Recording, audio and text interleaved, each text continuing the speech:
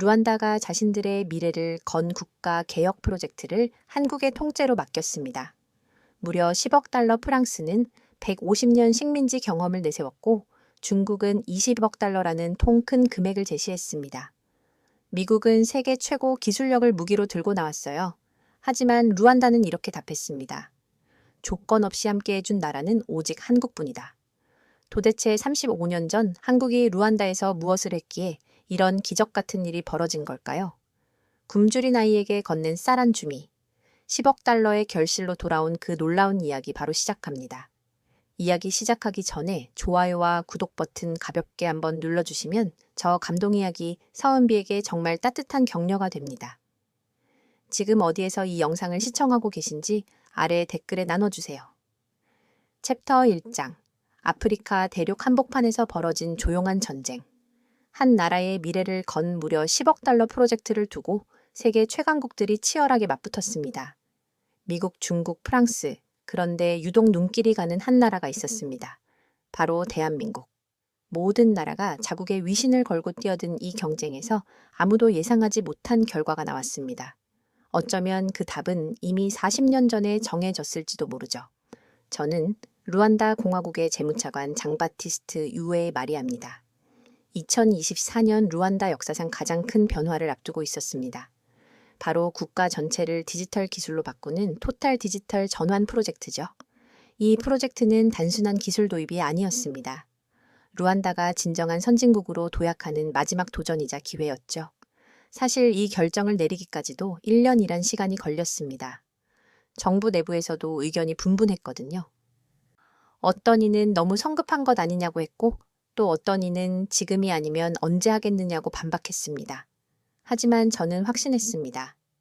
더 이상 디지털 전환 없이는 루안다의 미래가 없다는 것을 이 소식이 알려지자마자 전 세계가 움직였습니다. 가장 먼저 달려온 건 프랑스였습니다. 본론의 그룹이 앞장서서 우리가 아프리카를 가장 잘 안다며 자신만만하게 나섰죠. 그들의 제안서는 무려 200페이지가 넘었습니다. 금박으로 장식된 표지에는 루안다 미래 100년 계획이라고 적혀 있었죠. 프랑스 대표 단장 피에르 두보는 우리는 루안다의 언어도 문화도 그 무엇보다 루안다 사람들의 마음을 가장 잘합니다. 그러며 자신감이 넘쳤습니다. 중국도 만만치 않았죠. 3년 안에 루안다를 아프리카의 싱가포르로 만들어 드리겠습니다. 국영 기업들이 총출동해서 천문학적인 금액을 제시했습니다. 중국 대표 단장 리웨이밍의 첫마디가 잊혀지지 않았습니다. 돈은 문제 없습니다. 우리는 이미 케냐에서 에티오피아까지 아프리카 전역에서 성공을 증명했습니다. 그들이 보여준 사례는 정말 놀라웠습니다. 지부티의 항만, 나이지리아의 철도, 앙골라의 도시 개발. 모든 것이 중국의 자본과 기술로 만들어진 거대한 결과물들이었습니다. 이에 질세라 미국의 거대 컨설팅 회사들도 가세했습니다. 맥킨지, 보스턴 컨설팅, 딜로이트. 세계 최고 수준의 기술력과 전문성을 무기로 내세웠습니다. 맥킨지 파트너 제임스 워커가 프레젠테이션을 시작했습니다. 우리는 전 세계 80개국에서 디지털 전환을 성공시켰습니다. 실리콘밸리의 최신 기술과 월스트릿의 금융 노하우를 모두 제공하겠습니다. 미국의 제안은 정교했습니다. 단계별 로드맵, 위험 관리 방안, 투자 수익률 분석, 모든 것이 완벽해 보였죠. 우리와 함께하면 루안다는 아프리카의 실리콘밸리가 될 것입니다. 회의실은 연일 북새통이었습니다. 각국 대표들이 프레젠테이션을 위해 키관리로 몰려들었고 정부 청사는 마치 국제회의장 같았습니다. 주변 호텔은 예약이 꽉 찼고 공항에는 전용기들이 줄을 섰습니다. 언론들도 연일 이 소식을 대서 특필했죠. 모든 제안이 화려했고 모든 약속이 매력적이었습니다. 솔직히 모든 국가의 마음이 흔들렸습니다. 프랑스의 150년 경험, 중국의 막대한 자본, 미국의 첨단 기술. 어느 것 하나 포기하기 아까웠거든요. 정부 내부 회의는 밤늦도록 이어졌습니다. 기획재정부 장관은 중국 쪽에 기울었습니다. 돈이 가장 많으니까 안전하지 않겠습니까? 외무부 장관은 프랑스를 선호했습니다. 그래도 오랜 파트너 아니겠습니까? 언어도 통하고요. 저는 고민에 빠졌습니다. 과연 어떤 선택이 루안다에게 가장 좋을까? 단순히 돈이 많다고 좋은 건 아니잖아요. 기술이 좋다고 해서 우리에게 맞는 것도 아니고요. 그런데 그 와중에 조용히 손을 든 나라가 있었습니다. 회의실로 들어오는 그들의 정장에 달린 굽기는 작지만 절대 흔들리지 않을 것 같은 단단함을 품고 있었죠. 바로 대한민국. 한국의 제안은 처음부터 달랐습니다. 다른 나라들이 화려한 프레젠테이션 자료로 무장했다면 한국은 두툼한 실무 계획서를 가져왔습니다. KT가 통신 인프라를, 현대건설이 스마트시티를, 삼성 C&T가 종합 시스템을 제안했습니다. 그리고 코이카가 기술 전수와 인력 양성을 약속했죠. 한국 대표 단장 박민수 차관보가 말했습니다. 저희는 화려한 약속보다는 실현 가능한 계획을 가져왔습니다. 저희가 한국에서 직접 경험하고 성공한 모델들입니다. 해외 사례도 포함되어 있고요.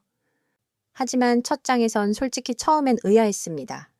다른 나라들에 비해 규모도 작고 제시한 금액도 적었거든요.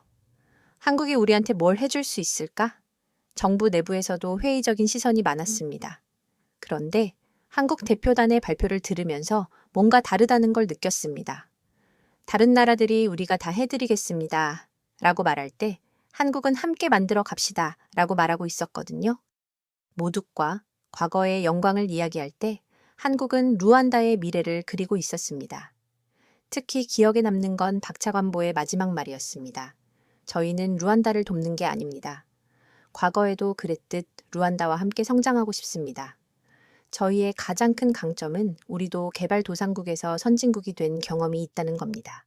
그 과정에서 느낀 어려움과 기쁨을 루안다와 나누고 싶습니다. 그 순간 제 머릿속에 오래된 기억 하나가 떠올랐습니다. 35년 전 굶주림으로 죽어가던 아이에게 쌀 한 줌을 건네준 한국인의 손길, 그리고 그때 들었던 따뜻한 목소리. 오늘은 밥 먹었니? 지금 제가 이 자리에 서 있는 이유, 그 모든 것의 시작이 바로 그 한국이었습니다. 회의가 끝나고 저는 조용히 생각했습니다. 기술은 살 수 있지만 신뢰는 살 수 없다는 것을, 경험은 전수할 수 있지만 진심은 흉내낼 수 없다는 것을. 한국은 35년 전부터 이미 루안다와 함께였습니다. 그들이 보여준 건 단순한 원조가 아니라 동반자의 마음이었죠. 이제 그 마음에 답할 때가 온 것 같았습니다. 다음 날 아침 상사가 저에게 물었습니다. 마음 같아서는 어느 나라와 협약을 맺어야 할 것 같냐고요? 저는 고민도 하지 않고 답할 수 있었습니다. 한국과의 협력이 가장 적합하다고 판단됩니다. 다시 질문이 돌아왔죠. 이유가 뭔가? 저는 잠시 망설이다가 답했습니다. 과거를 기억하는 나라와 미래를 만들고 싶습니다. 1차 프레젠테이션이 끝나고 일주일 후 6개의 나라 중에 드디어 최종 후보 3개국이 발표됐습니다. 프랑스, 중국, 그리고 한국. 이 세 나라가 루안다의 미래를 두고 마지막 경쟁을 벌이게 된 것이죠.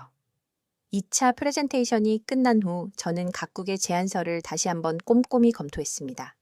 이번엔 겉모습이 아닌 실질적인 내용을 파헤쳐볼 차례였거든요. 대통령실 회의실에서 펼쳐진 서류들은 산더미였습니다. 프랑스 제안서를 먼저 열어봤습니다. 계약 조건들이 빼곡히 적혀 있었죠. 루안다 정부는 향후 20년간 모든 통신사업권을 프랑스 기업에 우선 제공해야 한다. 주요 인프라 관리권은 프랑스 전문가들이 담당한다. 기술 이전은 제한적으로만 허용한다. 정보통신부 장관 이냐미레마가 한숨을 쉬었습니다. 이건 협력이 아니라 또 다른 예속이네요. 하지만 프랑스 측은 이것을 당연하게 여겼습니다. 추가 미팅에서 피에를 2번이 말했죠. 우리는 150년간 아프리카를 경영해 왔습니다. 루안다 식민지 시대의 경험이 오히려 우리의 강점이에요.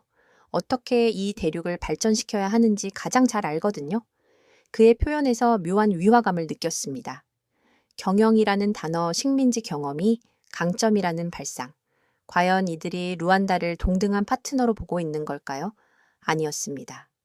중국의 제안서는 프랑스와는 달랐습니다. 숫자로 가득했죠. 20억 달러 투자 5년 내 완공, 중국 노동자 1만 명 파견 모든 것이 규모와 속도 위주였습니다. 하지만 세부 조건을 보니 문제가 있었습니다. 모든 자재는 중국에서 수입해야 한다. 핵심 기술의 현지 이전은 불가하다. 대출 상황이 어려울 경우 해당 인프라는 중국이 관리한다. 기획재정부 차관 무카물 엔지가 걱정스러운 표정을 지었습니다.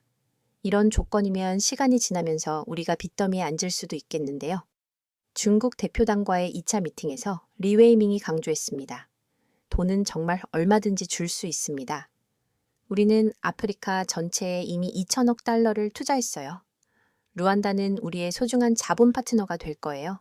자본 파트너라는 표현이 마음에 걸렸습니다. 동등한 파트너가 아니라 돈을 빌려주는 쪽과 빌리는 쪽의 관계로 보는 것 같았거든요. 반면 한국의 제안서는 다른 나라들에 비해서는 얇았습니다. 의외였죠.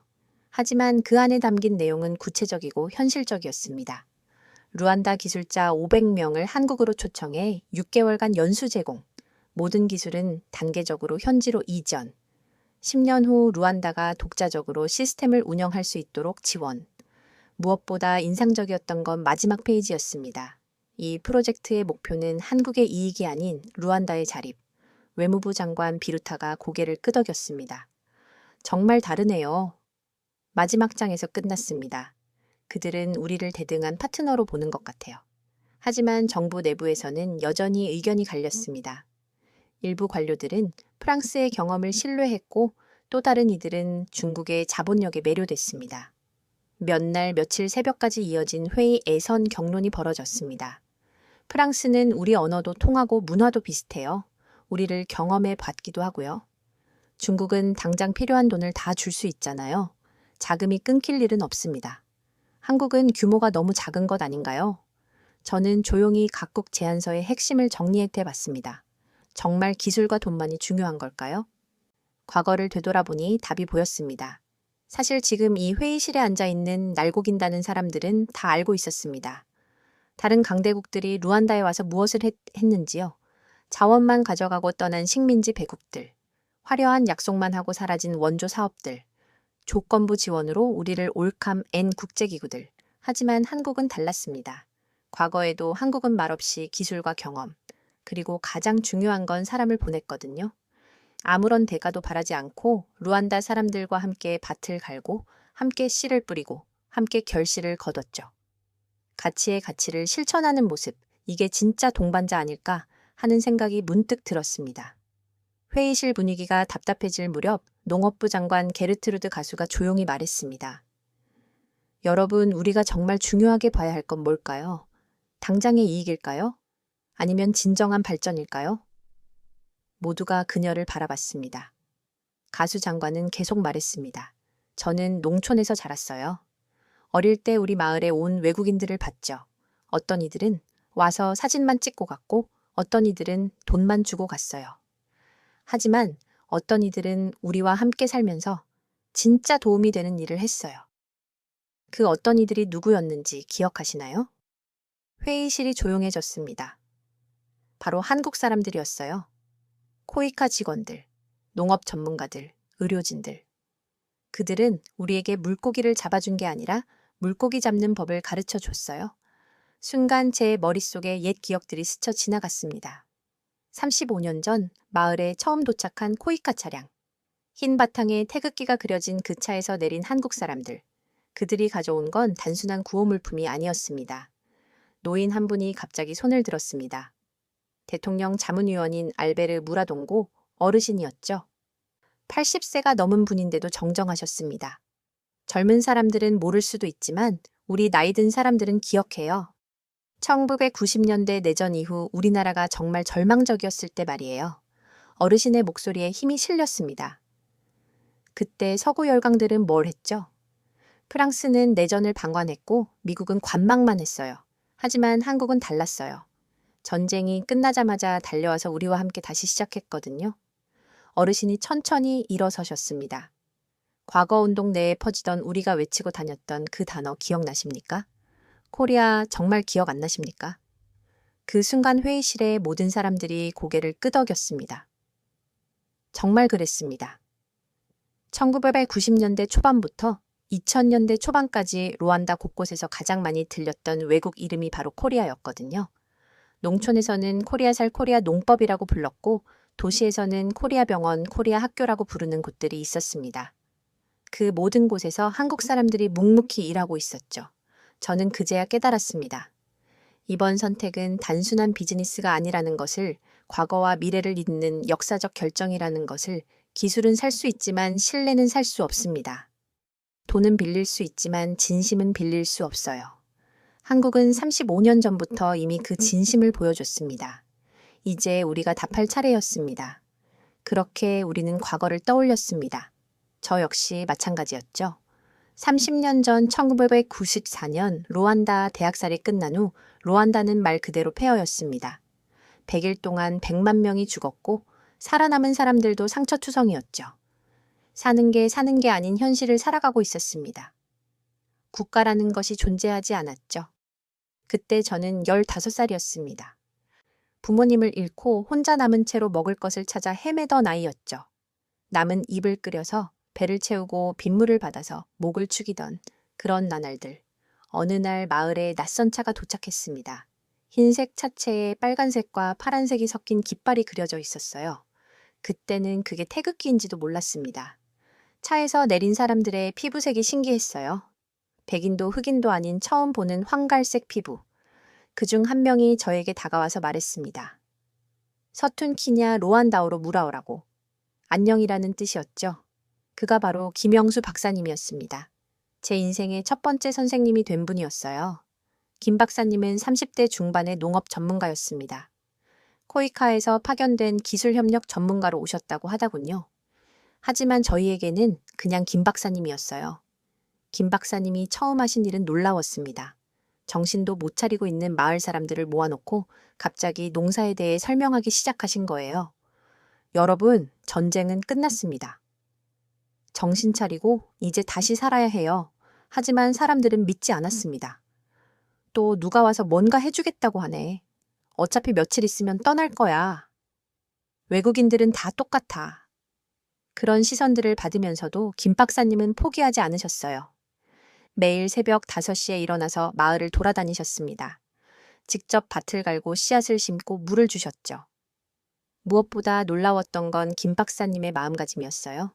다른 외국인들처럼 도와주는 게 아니라 정말 함께 하려고 하셨거든요.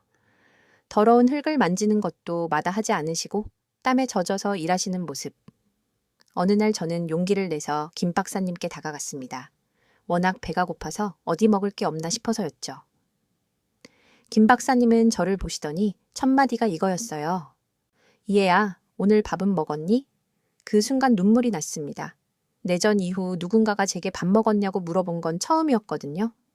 김 박사님은 가방에서 자신의 점심이었던 주먹밥을 꺼내주셨어요. 한국식 김밥이었는데 그때는 그게 뭔지도 몰랐습니다. 그날부터 저는 김 박사님을 따라다녔어요. 아침에 밭에서 일하시는 것도 보고 오후에 마을 사람들을 가르치시는 것도 봤죠. 저녁에는 간단한 한국어도 가르쳐 주셨어요. 안녕하세요. 감사합니다. 사랑합니다. 처음 배운 한국어 3마디였습니다. 몇 달이 지나면서 변화가 일어났습니다. 김 박사님이 가져온 씨앗들이 자라기 시작한 거예요.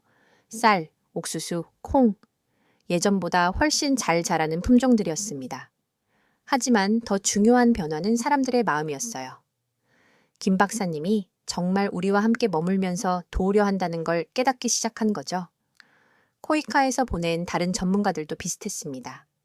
의료진 박순자 선생님, 교육 전문가 이철수 선생님, 모두 자신의 일처럼 루안다의 재건에 매달렸어요. 박순자 선생님은 마을에 작은 진료소를 만드셨습니다. 전쟁 상처로 고생하는 사람들을 치료하시면서 현지 의료진도 훈련시키셨죠. 때로는 엄격하게, 때로는 부드럽게 의료가 탄탄해야 다시 회복하고 일어설 수 있다고 말이죠. 이철수 선생님은 학교를 다시 열어서 아이들을 가르치기 시작하셨어요. 저도 그 학교에 다닐 수 있게 됐습니다. 전쟁 고아였던 저에게는 꿈 같은 일이었어요. 연필과 공책을 받았을 때 그 기쁨을 잊을 수 없습니다. 김 박사님은 제게 특별히 신경을 써주셨어요. 너는 공부를 계속해야 한다고 하시면서 한국어도 더 가르쳐 주셨죠. 내가 크면 루안다를 위해 일할 수 있을 거야 라고 말씀하셨어요. 그때는 그냥 고마운 말씀인 줄만 알았습니다. 설마 제가 정말로 정부에서 일하게 될 줄은 몰랐거든요. 3년이 지났을 때 김 박사님의 임기가 끝났습니다. 코이카 파견 기간이 만료된 거죠. 마을 사람들은 모두 서운해했어요. 떠나시는 날 김 박사님이 저를 따로 불러서 말씀하셨습니다. 장바티스트, 너는 공부를 포기하면 안 된다. 언젠가 한국에 올 수 있는 기회가 있을 거야. 넌 특별해. 그때까지 열심히 하렴. 그리고 작은 봉투를 주셨어요. 안에는 학비와 한국어 교재가 들어 있었습니다. 이건 개인적으로 준비한 거야. 아무한테도 말하지 마라. 김 박사님이 떠나신 후에도 코이카의 지원은 계속됐습니다. 농업 기술자들이 바뀌어가며 오셨고 의료진과 교육 전문가들도 꾸준히 파견됐어요. 하지만 김 박사님의 빈자리는 컸습니다. 그래도 저는 약속을 지켰어요.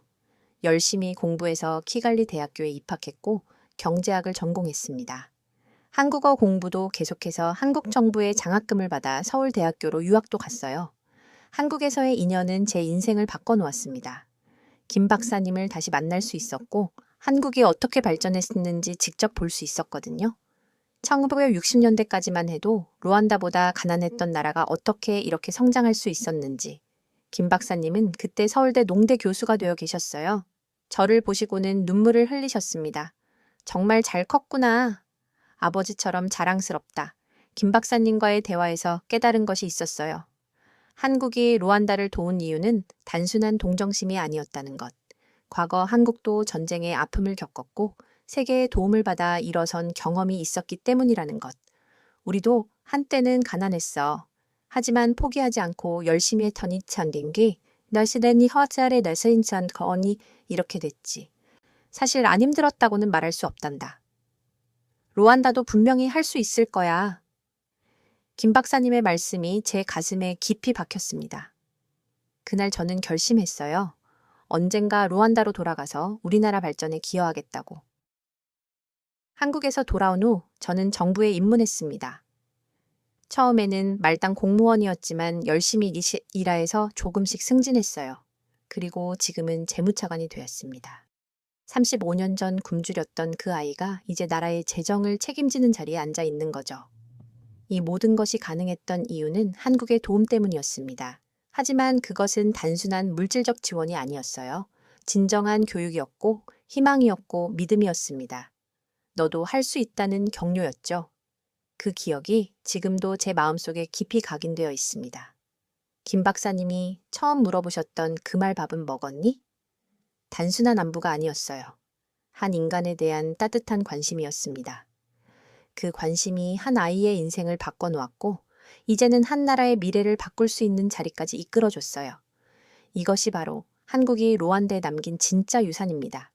쌀 한 줌, 연필 한 자루 그 작은 시작이 지금의 저를 만들었고 오늘의 선택을 가능하게 했습니다. 회의실에서 각자의 과거 이야기를 마치자 모든 사람들의 표정이 달라져 있었습니다. 특히 젊은 관료들은 처음 듣는 이야기에 감동받은 것 같았어요. 하지만 이것은 우리만의 이야기가 아닙니다. 루안다 전체의 이야기예요. 저는 계속 설명했습니다.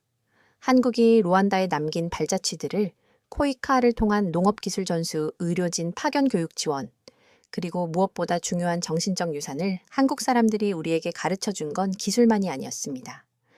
함께 일하는 법, 포기하지 않는 법, 서로 돕는 법을 배웠어요. 하지만 모든 사람이 감정적 결정에 동의하는 건 아니었습니다. 기획재정부 장관이 현실적인 문제를 제기했죠. 차관님의 말씀은 충분히 이해합니다. 하지만 우리는 지금 국가의 미래를 결정하는 자리에 앉아 있어요. 감정만으로 10억 달러짜리 프로젝트를 결정할 수는 없지 않겠습니까? 일리가 있는 말이었습니다. 저도 그 점을 충분히 고려하고 있었거든요. 물론입니다. 그래서 각국 제안을 냉정하게 비교 분석해 봤어요. 저는 준비해온 자료를 펼쳤습니다.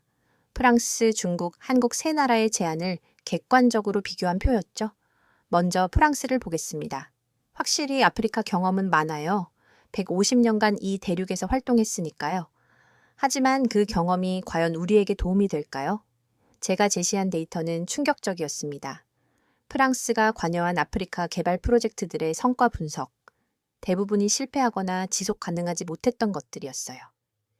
세네갈의 다카를 신도시 프로젝트 10년째 미완성, 코트디부아르의 항만 개발 부채만 남기고 중단, 카메론의 철도 현대화 기술 이전 없이 프랑스 의존만 심화, 정보통신부 장관이 고개를 끄덕였습니다. 결국 식민지 방식의 개발이었다는 거네요.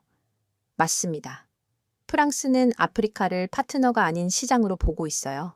자신들의 기술과 제품을 팔기 위한 고객으로만 생각하는 거죠. 이번에는 중국 자료를 제시했습니다. 중국은 어떨까요? 돈은 확실히 많아요. 하지만 그 결과는 어떤가요? 스리랑카의 한반토타 항구 사례를 보여줬습니다.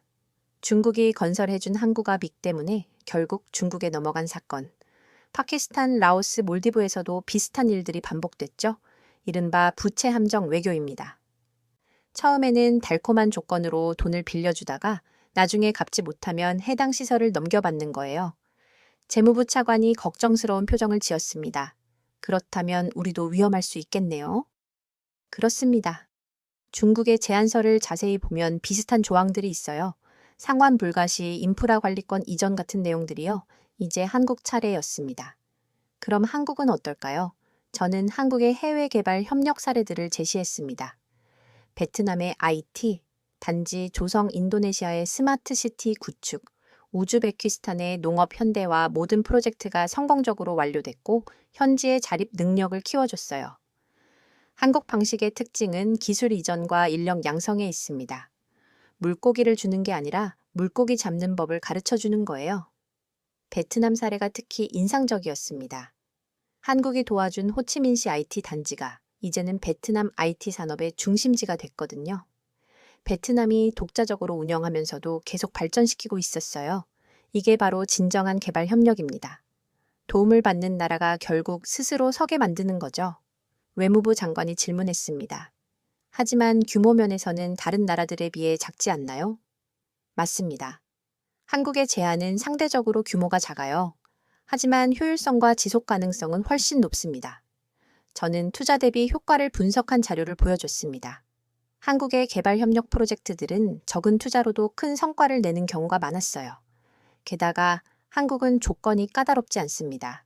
기술 독점을 주장하지도 않고 과도한 이익을 요구하지도 않아요. 그때 농업부 장관이 손을 들었습니다. 실제로 우리 농업 분야에서 한국과 협력한 경험이 있는데 정말 달랐어요. 다른 나라들은 자기네 제품만 쓰라고 하는데 한국은 우리가 직접 만들 수 있도록 도와줬거든요. 보건부 장관도 비슷한 경험을 이야기했습니다. 의료 장비 분야도 마찬가지예요. 한국은 현지 기술자들을 훈련시켜서 우리가 직접 유지 보수할 수 있게 해줬어요. 분위기가 조금씩 바뀌기 시작했습니다. 처음에는 회의적이었던 관료들도 한국 쪽으로 마음이 기울고 있었어요. 하지만 여전히 우려하는 목소리도 있었습니다. 그래도 프랑스나 중국에 비해 국제적 영향력이 부족하지 않을까요? 나중에 다른 강대국들의 견제를 받을 수도 있잖아요. 이는 정당한 우려였습니다. 실제로 아프리카에서 한국의 존재감은 프랑스나 중국에 비해 작았거든요. 하지만 저는 다른 관점을 제시했습니다. 오히려 그게 장점일 수 있어요. 한국은 아프리카에 대한 정치적 야욕이 없거든요. 순수하게 경제 협력과 기술 교류에만 집중할 수 있다는 뜻이죠. 대통령께서 깊이 생각에 잠기셨습니다. 회의실은 한동안 조용했어요. 그때 대통령께서 입을 여셨습니다. 각국의 장단점은 충분히 파악했습니다. 하지만 가장 중요한 건 우리 루안다의 미래죠. 그렇다면 질문 하나만 드리겠습니다. 30년 후 루안다가 어떤 나라가 되기를 원하십니까? 저는 즉시 답할 수 있었습니다. 스스로 설 수 있는 나라요. 다른 나라에 의존하지 않고 우리 힘으로 발전할 수 있는 그런 나라 말입니다. 그렇다면 답은 정해진 것 같군요. 대통령께서 미소를 지으셨습니다. 이 나라는 우리에게 기수도 경험도 진심도 보여줬습니다. 한국과 함께 가겠습니다. 그 순간 회의실에 있던 모든 사람들이 안도의 한숨을 쉬었습니다. 오랜 고민 끝에 내린 결정이었지만 모두가 옳은 선택이라고 느끼고 있었어요. 저는 그날 밤 혼자 사무실에 남아서 생각했습니다. 35년 전 굶주렸던 그 아이가 지금 국가의 미래를 결정하는 자리에 있다는 것, 그리고 그 결정이 바로 자신을 키워준 나라를 선택하는 것이라는 기이한 운명. 김 박사님의 얼굴이 떠올랐습니다. 너는 공부를 포기하면 안 된다. 언젠가 루안다를 위해 일할 수 있을 거야. 그 예언이 이렇게 현실이 될 줄은 꿈에도 몰랐습니다. 다음 날 세계는 놀랐습니다. 돈이 아닌 기억이 권력이 아닌 진심이 선택받은 날이었거든요. 프랑스와 중국은 경악했고 한국 대표단은 묵묵히 고개를 숙였습니다. 하지만 그들의 눈에는 확신이 있었어요. 이제 진짜 시작이다. 한국이 선택됐다는 소식이 알려지자 여러 가지 일들이 동시에 벌어졌습니다. 무엇보다 중요한 건 구체적인 협력 방안을 논의하는 것이었죠. 양국은 더 자세한 협상과 실무진 견학을 위해 루안다 대표단의 한국 방문을 결정했습니다. 저를 포함해 각 부처 장관들과 기술진 10명이 한국으로 향했어요. 20년 만에 다시 가는 한국이었습니다. 인천공항에 도착했을 때 첫 느낌은 완전히 달라졌다는 것이었죠. 제가 유학했던 20여 년 전에 한국과 현재의 한국은 차원이 달랐습니다. 공항부터가 미래 도시 같았어요. 자동화된 시설들, 스마트 게이트, AI 안내 서비스, 이 모든 게 자연스럽게 돌아가고 있었습니다. 한국 측에서는 KT 부사장 김태수님이 직접 마중 나오셨어요. 루안다 대표단을 환영합니다. 앞으로 10일간 알찬 시간이 될 거예요. 첫 번째 방문지는 세종시였습니다. 한국의 스마트 시티 모델을 보여주겠다는 것이었죠. 버스로 이동하면서 창밖을 바라보는데 정말 놀라웠어요. 도로 위를 달리는 차들의 절반이 전기차였습니다. 심지어 버스도요. 신호등마다 스마트 교통 시스템이 작동하고 있었고 버스 정류장에는 실시간 정보가 표시되고 있었어요. 이 모든 것이 20년 사이에 바뀐 거라니 정보통신부 장관 이내미레마가 중얼거렸습니다. 이게 정말 가능한 일인가요? KT 김 부사장이 미소를 지으며 답했습니다. 20년 전만 해도 우리도 이런 모습을 상상하지 못했어요. 하지만 차근차근 준비하다 보니 가능했습니다. 세종시에 도착해서 본 광경은 더욱 충격적이었어요. 도시 전체가 하나의 거대한 스마트 시스템처럼 작동하고 있었거든요. 교통, 전력, 상하수도, 통신이 모두 통합 관리되고 있었습니다. 세종시청에서 브리핑을 받았는데 놀라운 점이 많았어요. 시민불편 신고는 AI가 1차 처리해서 평균 해결 시간이 2시간입니다. 전력 사용량은 실시간 최적화로 20% 절약하고 있어요. 대중교통 이용률은 75%로 전국 최고 수준입니다. 보건부 장관 무카부칠라가 질문했습니다. 이런 시스템을 구축하는데 얼마나 걸렸나요? 5년입니다.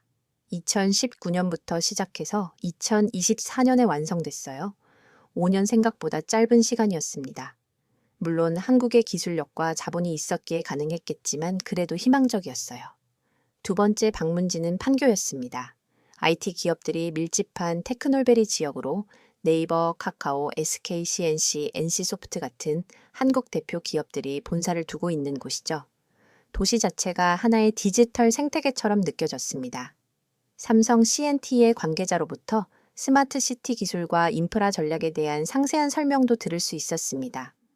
저희가 루안다에 제안하는 시스템은 바로 이런 것들입니다. 화면에 나타난 건 키 관리의 미래 모습이었어요. 스마트 교통 시스템으로 연결된 도로들, 효율적인 전력 관리 시스템, 통합된 행정 서비스, 모든 것이 디지털로 연결되어 하나의 시스템처럼 작동하는 모습이었습니다. 저는 질문했습니다. 이런 시스템을 운영하려면 현지 기술자들이 필요할 텐데요. 맞습니다. 그래서 저희는 기술 이전을 가장 중요하게 생각해요. 삼성 담당자가 구체적인 계획을 설명해 줬습니다.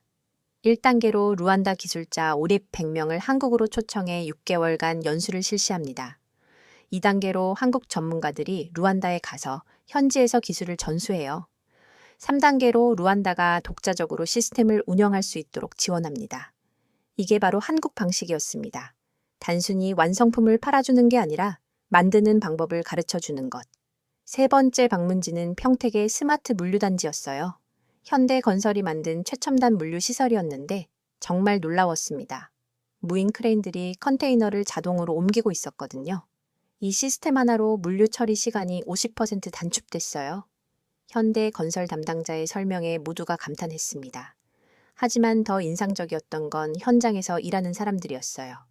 한국인과 외국인이 함께 일하고 있었는데 서로 소통하면서 협력하는 모습이 자연스러웠습니다. 저희는 기술을 독점하지 않아요.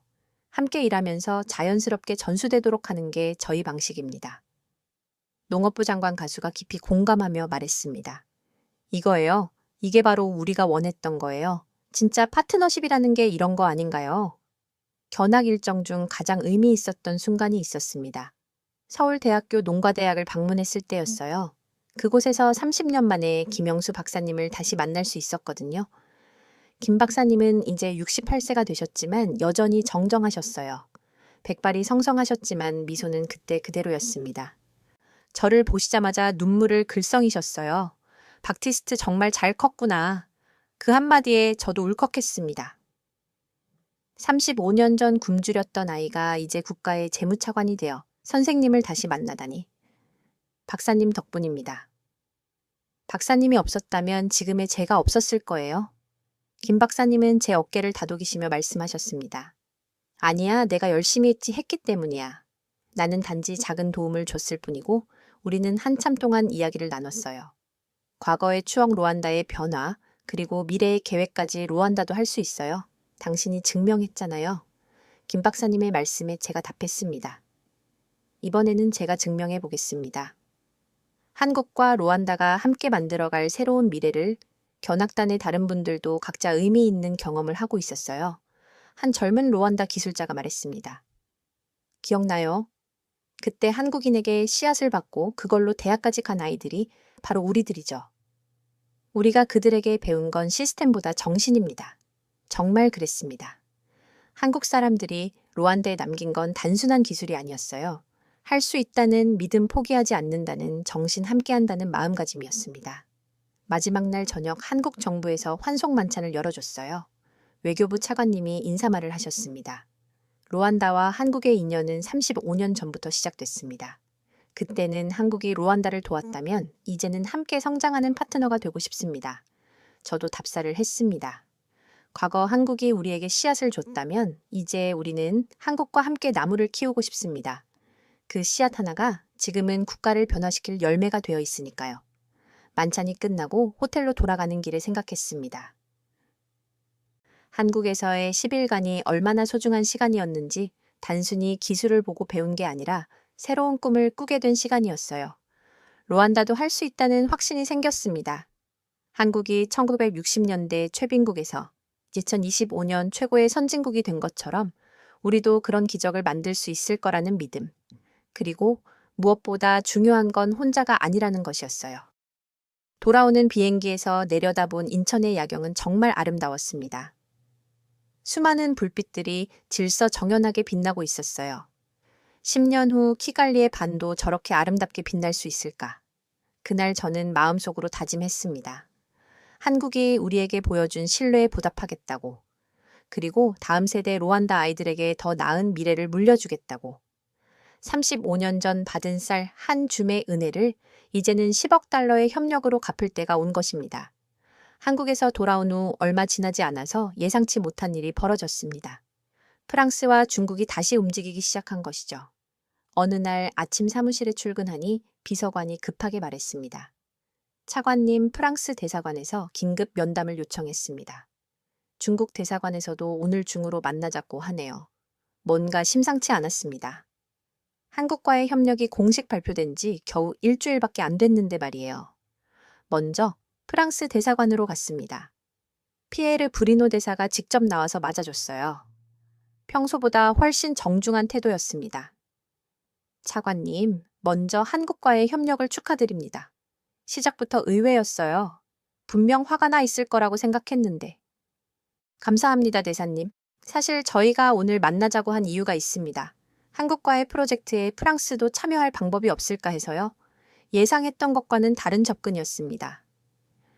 직접적인 견제가 아니라 협력을 제안하는 것이었죠. 어떤 형태의 참여를 말씀하시는 건가요? 저희가 가진 아프리카 경험과 한국의 기술력을 결합하면 더 좋은 결과를 낼 수 있을 거예요. 게다가 저희는 추가 자금 지원도 가능합니다. 브리노 대사가 서류를 건네줬습니다. 프랑스 정부가 제안하는 한 블루안다, 3자 협력 방안이었어요. 한국의 기술에 프랑스의 자금과 경험을 더한다는 내용이었습니다. 하지만 세부 조건을 보니 함정이 있었어요. 주요 의사결정은 프랑스가 주도한다. 핵심 인프라 관리는 프랑스 기업이 담당한다. 사실상 한국을 하청업체로 만들겠다는 것이었죠. 부대사님, 이건 협력이 아니라 한국을 이용하시려는 것 같은데요. 브리노 대사의 표정이 조금 굳어졌습니다. 차관님, 현실을 보셔야 합니다. 아프리카에서는 여전히 프랑스의 영향력이 절대적이에요. 한국 혼자서는 한계가 있을 겁니다. 협박에 가까운 말이었습니다. 하지만 저는 흔들리지 않았어요. 부대사님, 저희는 이미 결정했습니다. 한국과의 협력을 통해 루안다의 자립 능력을 키우는 것이 목표예요. 루안다가 과거에 한국의 도움을 받으셨다는 건 압니다. 물론 차관님도 도움을 받으셨겠죠? 하지만 개인적 감정과 국가적 이익은 분리해서 생각하셔야 하지 않을까요? 그 말을 듣는 순간 화가 났습니다. 35년간 쌓아온 신뢰를 단순한 개인적 감정이라고 말하다니. 대사님, 이건 감정의 문제가 아닙니다. 경험과 신뢰의 문제예요. 면담을 마치고 중국 대사관으로 향했습니다. 왕밍산 대사는 더 직접적이었어요. 차관님, 솔직히 말하겠습니다. 한국의 제안은 너무 작아요. 루안다의 꿈에 비해서 말이죠. 다급해진 중국의 제안은 파격적이었습니다. 기존 10억 달러에서 20억 달러로 규모를 늘리고 금리도 더 낮춰주겠다는 것이었어요. 게다가 공사 기간도 5년에서 3년으로 단축 가능합니다. 중국의 건설 능력이라면 충분히 할 수 있어요. 하지만 역시 조건이 있었습니다. 단 한국과의 계약은 취소하셔야 합니다. 중국은 독점 파트너와만 일하거든요. 왕밍산 대사가 좀 더 압박했습니다. 차관님, 기회는 지금뿐입니다. 중국이 이런 조건을 제시하는 경우는 흔하지 않아요. 두 나라 모두 마지막 승부수를 던진 것 같았습니다. 사실 조건만 보면 매력적이었어요. 더 많은 돈, 더 빠른 공사, 더 큰 규모. 그날 저녁 정부 내부 긴급 회의가 열렸습니다. 각 부처 장관들이 모두 모였어요. 기획재정부 장관이 먼저 입을 열었습니다. 중국의 새로운 제안을 무시할 수는 없습니다. 실제로 그렇게 제안한 적은 우리가 처음일 겁니다. 그 정도 재정이면 우리가 원하는 모든 걸 다 할 수 있어요. 정보통신부 장관도 비슷한 의견이었습니다. 프랑스와의 3자 협력도 나쁘지 않은 것 같은데요. 한국의 기술에 프랑스의 경험을 더하면 시너지가 날 수도 있잖아요. 회의실 분위기가 흔들리기 시작했습니다. 몇몇 장관들은 다시 생각해봐야 한다는 입장이었어요. 혹시 우리가 너무 성급했던 건 아닐까요? 더 좋은 조건을 받을 수 있다면 재검토하는 게 맞지 않나요? 저는 차분히 대답했습니다. 장관님들 조건이 좋다고 해서 다 좋은 건 아니에요. 과거 사례들을 보세요. 지금 중국이 제시한 조건들 5년 후에도 그대로일까요? 외무부 장관이 걱정스럽게 말했습니다. 하지만 차관님, 만약 우리가 거절하면 다른 보복이 있을 수도 있잖아요. 프랑스나 중국의 경제 제재 같은 것 말이에요. 일리가 있는 말이었습니다. 아프리카에서 두 나라의 영향력은 실제로 막강했거든요. 하지만 저는 확신이 있었습니다. 그렇다면 우리는 계속 강대국들의 눈치만 보면서 살아야 하는 건가요? 농업부 장관 가수가 제 편을 들어줬습니다. 차관님 말이 맞아요. 지금 흔들리면 앞으로도 계속 흔들릴 거예요. 보건부 장관도 동의했습니다. 저도 차관님 의견에 찬성합니다. 신뢰는 한번 깨지면 회복하기 어려워요. 회의는 밤 늦게까지 이어졌습니다. 찬성과 반대 의견이 팽팽하게 맞섰어요. 그때 대통령께서 마지막 발언을 하셨습니다. 여러분들의 의견 모두 일리가 있습니다. 하지만 저는 묻고 싶어요. 우리가 진짜 원하는 게 뭔지 말이에요. 더 많은 돈인가요? 아니면 진정한 발전인가요? 당장의 이익인가요? 아니면 지속 가능한 미래인가요? 대통령의 말씀에 회의실이 조용해졌습니다. 저는 결정했습니다. 우리는 과거를 기억하는 나라와 미래를 만들겠습니다. 그 말 한마디가 모든 갈등을 정리했습니다. 비록 일부 장관들은 아쉬워했지만 최종 결정은 변하지 않았어요. 다음 날 저는 프랑스와 중국 대사관의 답변을 전달했습니다.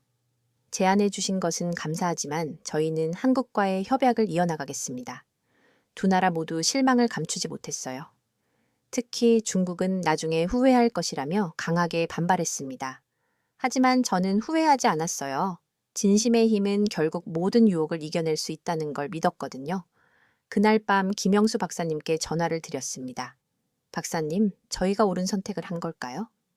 박사님의 대답은 명확했습니다. 바티스트, 내가 35년 전에도 올바른 선택을 했잖아. 공부를 포기하지 않고 끝까지 버틴 것처럼 말이야. 이번에도 끝까지 버텨라. 진짜 파트너라면 어려울 때 더 가까이 와줄 거야. 박사님의 말씀이 마음에 깊이 와 닿았습니다. 35년 전 굶주렸던 아이가 공부를 포기하지 않았기에 지금의 제가 있는 것처럼 이번에도 신념을 포기하지 않겠다고 다짐했습니다. 어려운 시간이었지만 오히려 확신이 더 강해졌어요. 우리가 선택한 길이 옳다는 것을 드디어 그 역사적인 날이 왔습니다. 대한민국 루안다 간 10억 달러 개발협력 협약 체결식이 열리는 날이었어요. 이번 체결식에는 양국의 고위 인사들이 모두 참석했습니다. 한국 측에서는 대통령과 총리 외교부 장관이 참석하셨고 저희 루안다에서는 대통령과 외교부 장관이 참석했죠. 35년 전 이 나라에서 받은 한 줌의 쌀이 이제 10억 달러의 협력으로 돌아오다니 누가 상상이나 했겠습니까? 서울의 야경을 내려다보며 생각했습니다. 1960년대만 해도 루안다보다 가난했던 이 나라가 어떻게 이렇게 발전할 수 있었을까? 그리고 그 비결을 이제 우리 루안다에도 전수해주겠다고 약속해주고 있는 것입니다. 체결식 당일 저는 일찍 일어나서 준비했습니다. 오늘 사인할 계약서는 단순한 비즈니스 문서가 아니었어요.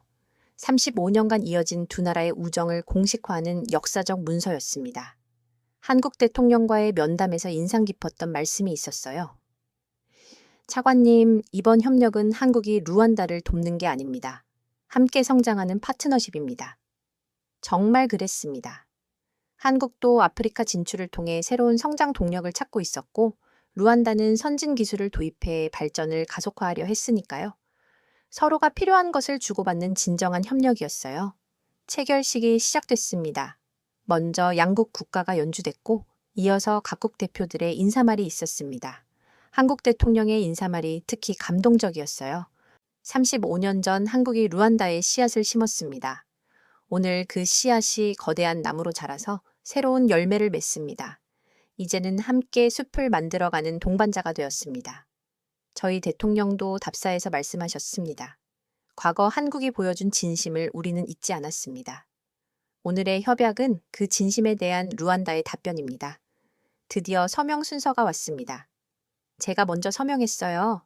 패널 들고 제 이름을 쓰는 순간 지난 과거가 주마등처럼 스쳐 지나갔습니다. 굶주렸던 어린 시절, 김 박사님과의 첫 만남 한국 유학 시절, 그리고 지금까지의 모든 순간들.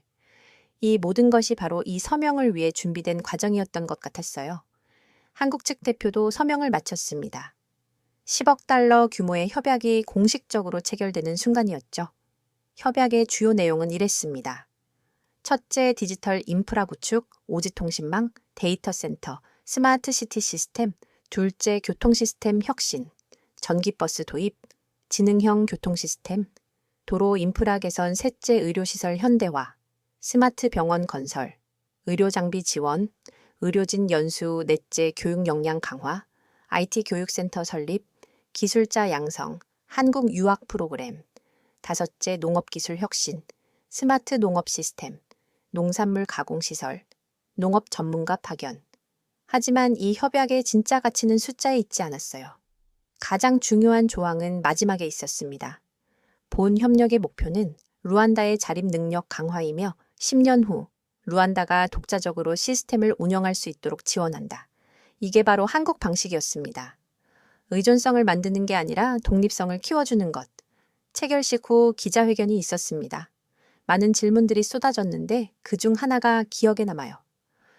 차관님, 프랑스나 중국 대신 한국을 선택한 특별한 이유가 있나요? 저는 이렇게 답했습니다. 한국은 35년 전부터 이미 우리의 파트너였습니다. 그때부터 지금까지 한 번도 변하지 않은 진심을 보여줬어요. 이번 협약은 새로운 시작이 아니라 오래된 우정의 연장선입니다. 또 다른 질문도 있었어요. 10억 달러라는 금액이 다른 나라들의 제안보다 적은데 아쉽지 않으신가요? 금액의 크기가 아니라 협력의 질이 중요합니다. 한국은 우리에게 물고기를 주는 게 아니라 물고기 잡는 법을 가르쳐 주겠다고 약속했어요. 이것이야말로 진정한 개발 협력 아니겠습니까? 기자회견을 마치고 저는 잠시 혼자만의 시간을 가졌습니다. 제가 사인한 계약서에는 단순한 숫자 이상의 의미가 담겨 있었습니다. 이것은 과거의 빚을 갚는 행위이자 미래를 함께 그리는 선언이었어요. 35년 전 굶주렸던 아이에게 쌀 한 줌을 건네준 그 손길. 오늘 10억 달러 협약서에 사인한 이 손. 같은 손이지만 얼마나 다른 의미를 갖게 됐는지. 다음 날 인천공항에서 한국을 떠나며 생각했습니다. 35년 전에는 한국에서 도움을 받아 떠났고 20년 전에는 배우기 위해 왔다가 떠났어요. 그리고 이번에는 파트너로서 새로운 약속을 하고 떠나는 것이었습니다. 전용기가 이륙하면서 내려다본 한국의 모습은 정말 아름다웠어요. 질서정연하게 뻗어 있는 도로들, 반듯하게 서 있는 건물들, 곳곳에서 반짝이는 불빛들. 10년 후 루안다도 이런 모습이 될 수 있을 것 같은 확신이 들었습니다. 한국이라는 믿음직한 파트너가 함께하겠다고 약속했으니까요. 곳곳에 적힌 구체적인 계획들, 단계별 실행 방안들, 그리고 가장 중요한 루안다의 자립이라는 목표. 이것은 단순한 비즈니스 계약이 아니었어요. 35년간 이어진 신뢰의 결실이었고 앞으로 35년을 이어갈 새로운 약속이었습니다. 과거의 은혜를 10억 달러로 갚는다는 것. 물론 돈으로 따질 수 있는 일은 아니죠. 하지만 그 진심만큼은 충분히 전해졌으리라 믿습니다. 이제 정말로 새로운 시작입니다. 한국과 루안다가 함께 만들어갈 아름다운 미래의 첫 페이지가 오늘 쓰여진 것입니다. 2025년 현재 키갈리. 계약 체결 후 6개월이 지난 지금 루안다는 정말로 변하고 있습니다. 매일 아침 출근길에서 그 변화를 생생하게 목격하고 있어요. 가장 눈에 띄는 변화는 교통 시스템입니다. 키갈리 시내 주요 도로에 새로운 교통 신호가 설치되기 시작했어요. 한국의 지능형 교통 시스템이 도입된 거죠. 이제 신호등이 실시간으로 교통량을 분석해서 신호 시간을 조절합니다. 교통부 장관 무바라키라가 흥미진진을 했어요. 출퇴근 시간이 30% 단축됐습니다. 시민들이 체감하는 변화가 정말 크네요. 전기버스 충전소도 하나둘 생기고 있습니다. 처음에는 시범 운영으로 3대의 전기버스만 도입했는데 시민들의 반응이 정말 좋았어요. 조용하고 깨끗한 버스에 모두가 감탄했습니다. 한 시민이 말했어요. 이제 정말 선진국에 사는 기분이에요. 우리 아이들이 더 깨끗한 공기를 마실 수 있을 것 같아서 기뻐요. 현재 추가로 20대의 전기버스를 도입하는 과정에 있습니다. 2026년까지는 키갈리 시내버스의 50%를 전기버스로 바꿀 예정이에요. 병원 분야의 변화도 놀랍습니다. 키갈리 중앙병원에 한국의 최신 의료 장비들이 들어서기 시작했어요. MRI, CT, 초음파 장비들이 차례로 설치되고 있습니다. 하지만 더 중요한 건 기술 전수였어요. 한국에서 의료진 5명이 파견되어 현지 의료진을 교육하고 있습니다. 단순히 장비 사용법만 가르치는 게 아니라 진단과 치료의 전 과정을 함께 경험하고 있어요. 중앙병원 원장 무카마나가 감탄했습니다. 한국 의료진들은 정말 다르네요. 기술을 독점하지 않고 아낌없이 가르쳐줘요. 우리 의사들의 실력이 눈에 띄게 늘고 있습니다. 교육 분야에서도 변화가 시작됐어요. 키갈리 대학교의 IT 교육센터가 새로 문을 열었습니다. 한국에서 가져온 최신 컴퓨터와 소프트웨어로 학생들을 교육하고 있어요.